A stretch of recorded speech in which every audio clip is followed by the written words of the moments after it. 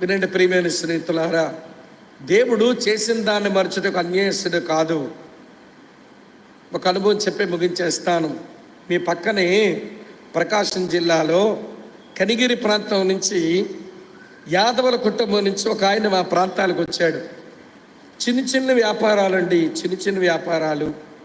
సైకిల్కి ఇవ్వండి, plastic bucket, ఒక చాప, ఒక అల్యూమినియం పాత్రలు కనబడుతుంటారుగా, బల్లి మీద పెట్టుకొని అమ్ముకుపోతుంటారే, అట్లాంటి చిన్న పని చేసుకోవడం మొదలుపెట్టాడు. మా ప్రాంతాల్లో రక్షించబడ్డాడు.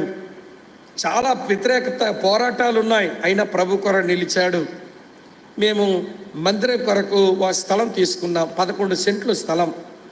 దాంట్లో మందిరం కట్టాలి. ఆ స్థలమే 63 లక్షలు అవుతున్నది. మళ్ళీ మందిరం కట్టాలి.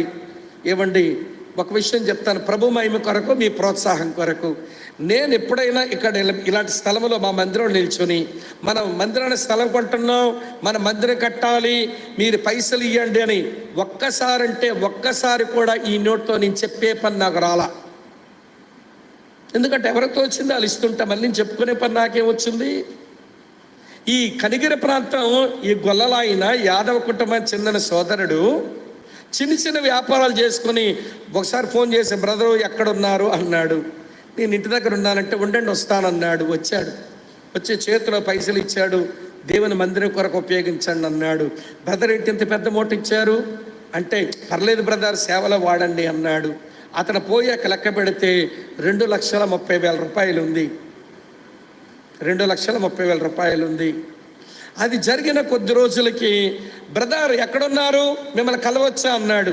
బ్రదర్ నేను క్యాంపుకి పోతున్నానంటే, ఉండండి బ్రదర్ వచ్చేస్తున్నానని మళ్ళీ వచ్చాడు. వచ్చి ఏం బ్రదర్ అని అంటే, నాకు జెమ్స్ మెడికల్ కాలేజ్ దగ్గర 4 సెంట్లు భూమి ఉందండి, ఇల్లు కట్టుకుందాం అనుకున్నాను, కానీ దేవుని మందిరం సేవ జరుగుతుంది కదా, అది అమ్మేశాను బ్రదర్, మరి కొంచెం డబ్బులు వచ్చాయి, తీసుకోండి అన్నాడు. తీసుకోవడానికి నా చేతులు రావడంలా.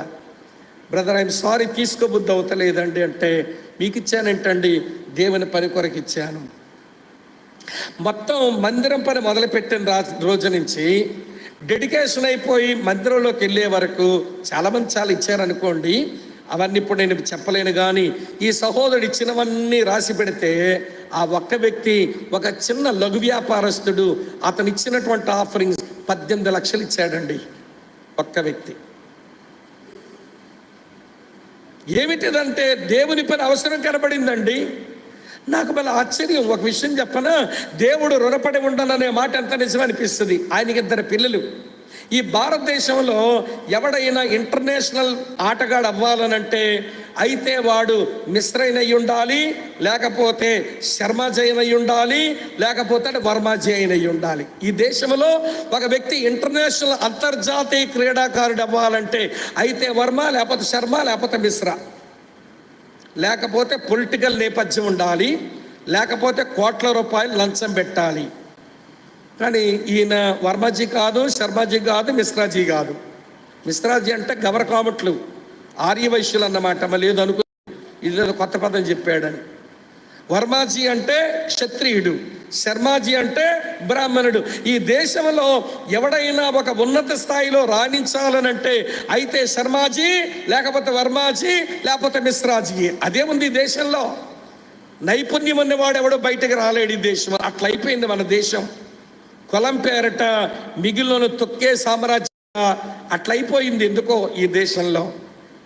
కానీ దేవుడు కనికరించి, ఎట్లా జరిగిందో కానీ వాడు ఆడుతూ ఉంటే వీడిని సెలెక్ట్ చేయకపోతే అవ్వదన్నట్టుగా స్టేట్కి సెలెక్ట్ చేశారు, నేషనల్ సెలెక్ట్ చేశారు, ఇంటర్నేషనల్ సెలెక్ట్ చేశారు.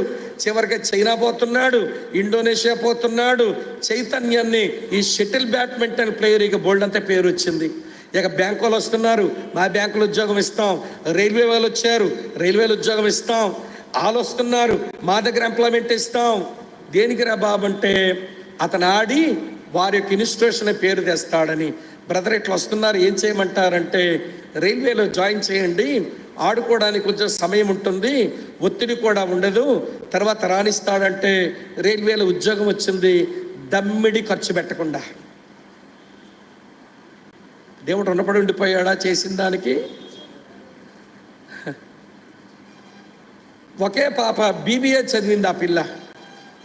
బిజినెస్ అడ్మినిస్ట్రేషన్ చదివిన పిల్లకు టీసీఎస్లో సాఫ్ట్వేర్లో పెద్ద ఉద్యోగాలు వచ్చేదే ఉంటాయి. ఈ రోజులు ఎంటెక్ దిక్కుమొక్కు లేదు. ఈ రోజుల్లో ఎంటెక్కే దిక్కుమొక్కు లేని రోజులు వచ్చినాయి. ఈ రోజుల్లో బీబీఏ చదివిన పిల్లకు ఏమిటి టీసీఎస్లో ఒక మంచి పొజిషన్ దేవుడు అనుగ్రహించినప్పుడు అనిపించింది, దేవా నువ్వు ఎంత నమ్మదగిన దేవుడు, చేసిన దాన్ని మరచుటకు నేను అన్యాస్యుడు కాదన్నావు. ఆ తండ్రి చేసిన త్యాగాలు దేవుడు మర్చిపోలేదా అనిపిస్తుంది నాకు. ఇవన్నీ మీకెందుకు చెప్పానో తెలుసా? స్వార్థానికి చస్తే, త్యాగాలకు బ్రతకడం వస్తే మన సంపూర్ణతకు మనం ప్రయాణం చేస్తాం. మిగిలిన వాక్య